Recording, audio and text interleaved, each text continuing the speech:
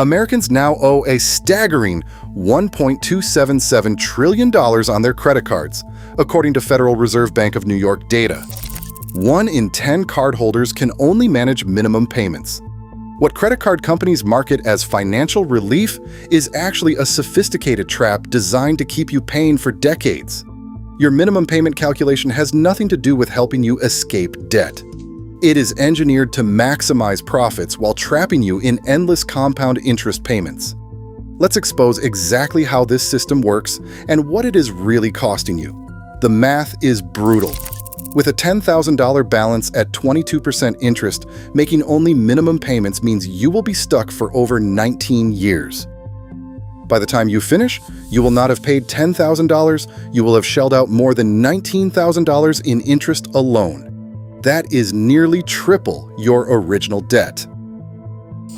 Your first month minimum payment of $200 seems reasonable, but here is what actually happens. $183 goes straight to interest, and just $17 touches your actual debt. After faithfully making minimum payments for an entire year, you'll still owe $9,755. You've paid $2,400, but knocked down your debt by only $245. This is not some accident or oversight. Credit card companies designed it this way. Bruce McClary from the National Foundation for Credit Counseling notes that minimum payments typically run about 2% of your balance. What he does not mention is how these calculations prioritize interest and fees first. Companies structure these payments to funnel the vast majority of your money into their pockets, not toward eliminating your debt. The profits numbers reveal the true scope of this extraction. In 2022, credit card companies collected over $105 billion in interest and more than $25 billion in fees from consumers. The CFPB director Rohit Chopra put it plainly. Last year, Americans paid $130 billion in interest and fees on their credit cards. That is $130 billion that could have built wealth, funded retirements, or simply improved people's lives. But the most sinister aspect is not the math, it is the psychology. Credit card companies weaponize a cognitive bias called anchoring to manipulate how much you pay. When you see that minimum payment prominently displayed on your statement, your brain latches onto that number. Instead of asking how much debt you should eliminate, you unconsciously shift to whether you can afford $125. Dr. Neil Stewart at the University of Warwick proved this effect through groundbreaking research. His study demonstrated that simply showing a minimum payment amount caused people to pay less than they otherwise would. Even cardholders who normally paid above the minimum were influenced by this anchoring effect. The lower the required minimum, the lower people's actual payments became. This psychological manipulation affects even financially responsible people. Stewart's research showed that 36% of cardholders, those paying above minimums but not clearing balances, fell victim to the minimum payment anchor. These are not people who cannot afford more. They are people whose brains were hijacked by the way information was presented. The credit card industry understands consumer psychology better than most people understand their own financial behavior. That is why minimum payments get boxed, bolded, and placed front and center on statements. Your brain processes that $125 before it fully grasps the $5,000 total balance. This is not customer service, it is customer manipulation. Let's examine a real example. Someone with the average credit card balance of $6,523, according to TransUnion data, at just over 20% interest would need more than 18 years to pay off this debt using minimum payments. The interest cost is $9,259. They would pay $15,782 total for $6,523 in original debt. You are essentially buying everything twice. Larger balances create even more absurd timelines. A $5,000 balance at 20% APR paid with minimums takes about 23 years and costs roughly $7,723 in interest. But here is the extreme example. If your minimum payment equals just 1.5% of your balance on a $10,000 debt, you will end up paying $121,599 total, over $120,000 for a $10,000 debt. These scenarios are not hypothetical. Right now, 47% of American credit card holders carry balances, and 61% of those with debt have been trapped for at least a year.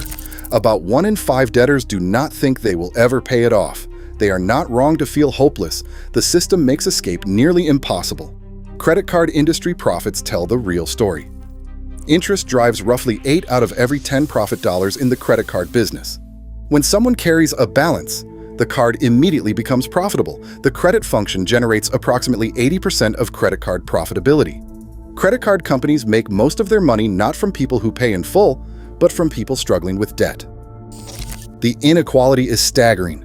Consumers who carried debt month to month paid 94% of total interest and fees, but earned just 27% of rewards.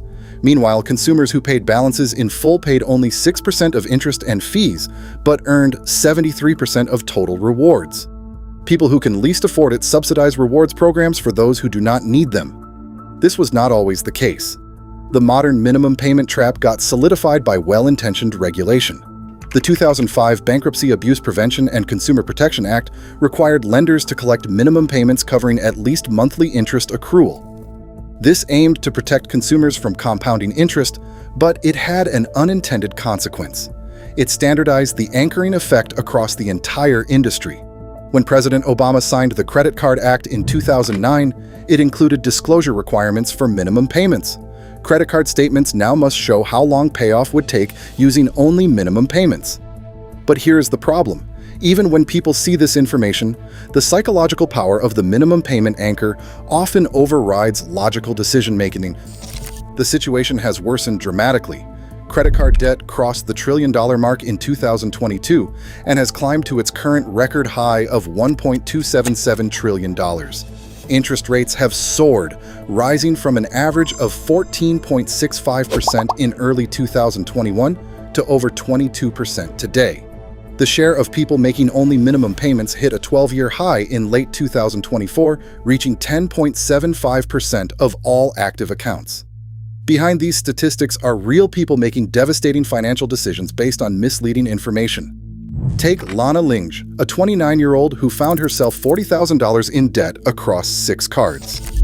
While some debt came from overspending, much resulted from essential expenses like a layoff, mortgage payments, emergency vet bills, and basic living costs. Research shows that 73% of credit card debt comes from essential costs such as car repairs, medical bills, and everyday expenses. Most people are not splurging, they are just trying to survive. The personal cost extends far beyond money. Nearly 2/3 of credit card holders with debt say they have delayed or avoided important financial decisions because of their credit card obligations.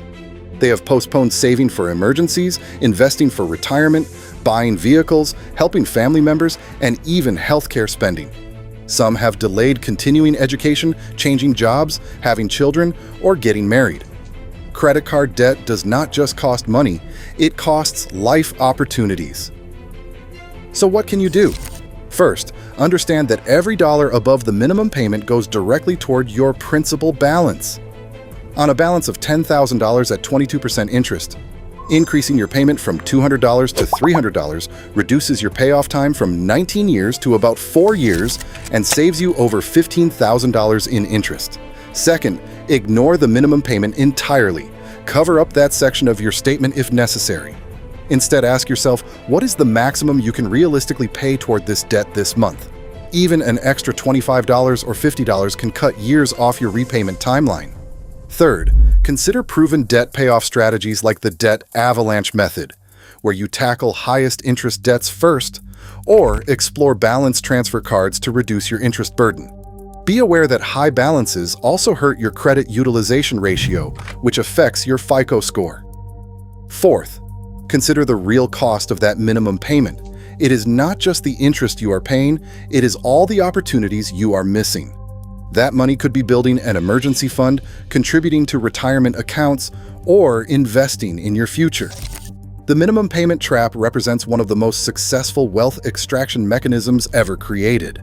It is designed to feel manageable while ensuring you stay trapped for as long as possible. Credit card companies have built a $1 trillion industry on the backs of people who think they are being responsible by making minimum payments on time. But now you know the truth. Every month you make only the minimum payment, you are choosing their profits over your financial freedom. The system is designed to keep you in debt, but knowledge gives you power. Use it.